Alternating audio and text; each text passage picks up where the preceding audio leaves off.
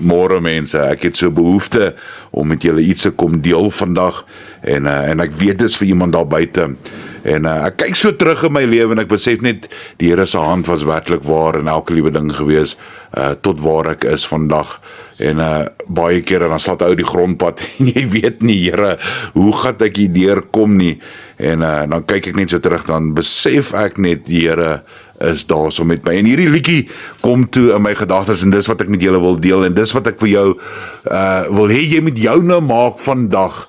Jy mag dalk in 'n situasie wees vandag waar jy wonder, Here, waar is U in my situasie? En hierdie wil ek hê moet insink by jou vandag. En die liedjie gaan Never Failed Me Yet. Jy het dit dalk gehoor, maar kom ek wil hierdie liriek net vir jou sê. Never failed me yet. Never failed me yet. Jesus' love has never failed me yet. There's one thing I know, that wherever I may go, Jesus' love has never failed me yet. Numeri 23 vers 19 kom en hy kom verklaar eintlik dat die Here se gedagtes oor jou gaan nie verander nie.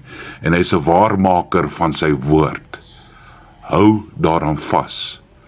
Jou situasie mag dalk onmoontlik lyk op hierdie stadium, of jy's dalk op daardie drempel waar jy nie weet nie, Here, wat nog?